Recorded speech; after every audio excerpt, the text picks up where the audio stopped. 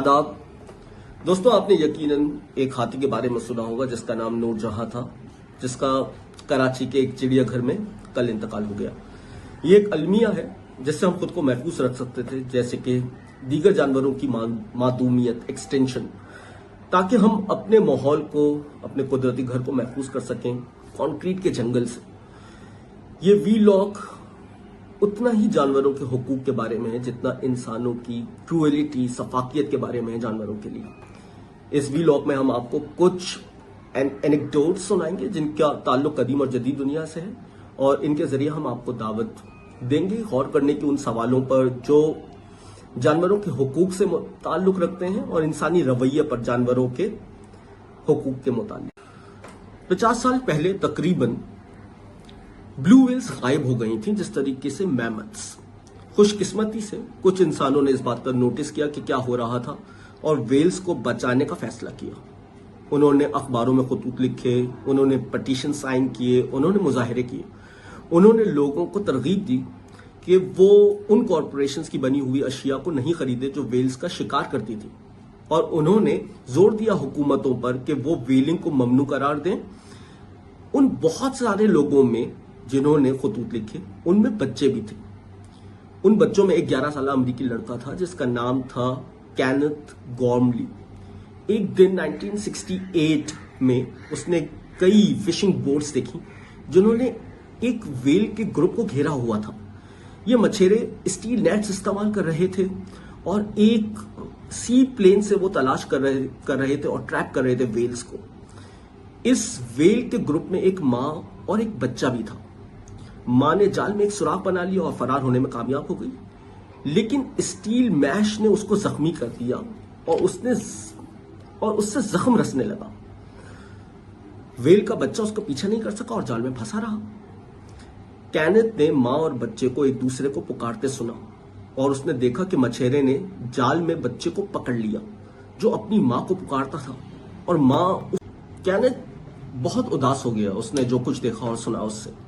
जब वो घर आया और उसने पूरी कहानी लिखी और एक मुकामी अखबार में भेजी, अखबार ने वो शाया की, और जब संजीदा लोगों ने वो कहानी पढ़ी तो उनको एहसास हुआ कि वेल्स किस मुश्किल से गुजर रही हैं। कुछ वक्त गुजरा, कई और लेटर्स, आर्टिकल्स और मुजाहिरे हुए, और आखिर में दुनिया भर की हुकूमतों ने कवानीन बनाए और एग्रीमेंट साइन किए वेलिंग को रोकने के लिए। वेल आज भी खतरे में है, और इस तरह दीगर दूसरे जानवर। ये जानवर खुद को महफूज नहीं कर सकते, वो खतूत नहीं लिख सकते जो अखबार में भेजे जा सकें, लेकिन ये अब हमारी जिम्मेदारी है। इब्तिदा में हमारे सेपियंस अजदाद अफ्रीका में रहते थे, नींडरथॉल्स यूरोप और मिडिल ईस्ट में, और डेनिसोवन एशिया में रहते थे, और दीगर दुनिया के हिस्सों में इंसान नहीं थे। अमेरिका, ऑस्ट्रेलिया, बहुत से जजीरों में, जापान के, न्यूजीलैंड, मडगास्कर और हवाई। जब हमारे अजदाद ने 70,000 साल पहले अफ्रीका छोड़ा और वो पैदल हर जगह गए, और जब सेपियंस ने पहली दफा कश्ती बनाना सीखी तो वो एक जजीरे से दूसरे जजीरे तक कश्ती में जाते। और जब इंसानों ने ऑस्ट्रेलिया का सफर किया तो वो तारीख में एक अहम इवेंट है।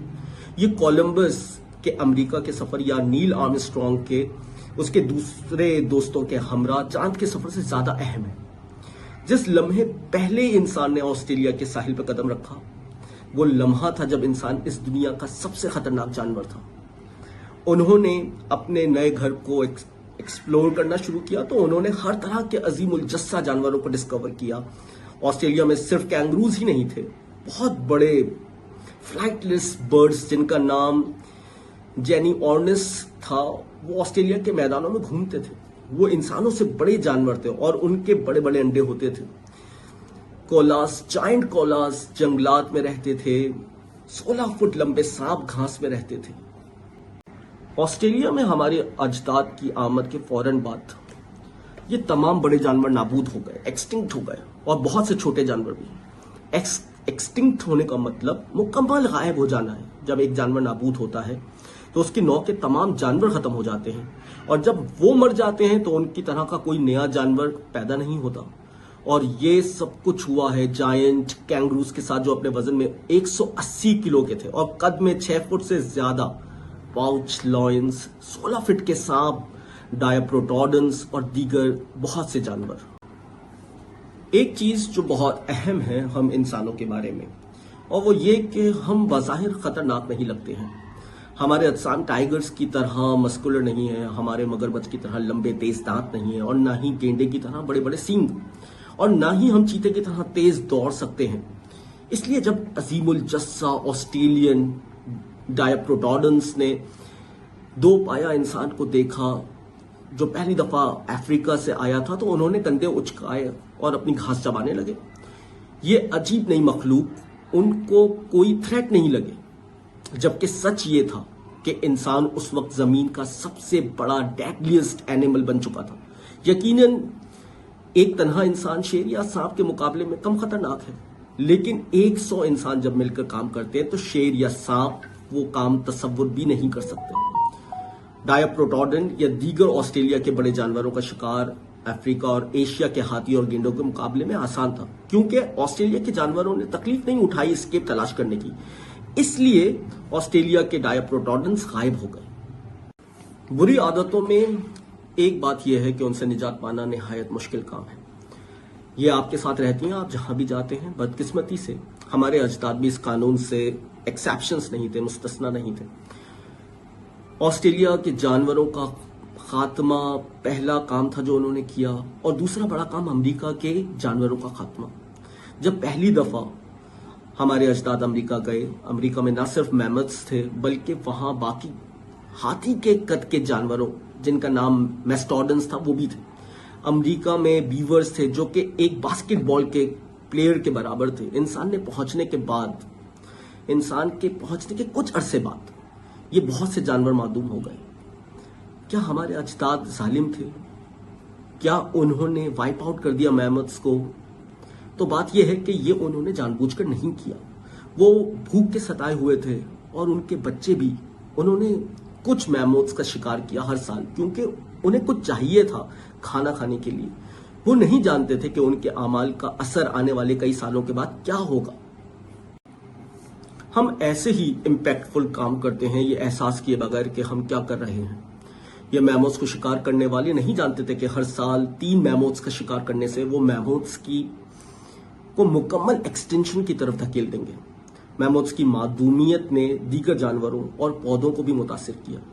ये एक बहुत अहम कानून है कुदरत का। जानवरों और पौधे एक दूसरे पर इन्हिसार करते हैं, और अगर उनमें से एक मखलूक को कुछ होता है तो अक्सर वो मुतासिर करता है दूसरों को, और ये कानून हम पर भी लागू होता है।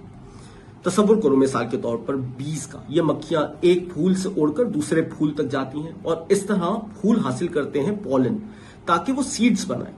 अगर किसी हादसे के नतीजे में तमाम बीज मर जाए, फूल फैला नहीं सकेंगे पॉलेंस को और पैदा नहीं कर सकेंगे सीड्स को, और नतीजतन कभी नए फूल नहीं उगेंगे।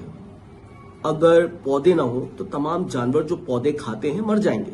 इस तरीके से एक जानवर की मादूमियत दीगर जानवरों को मुतासिर कर सकती है।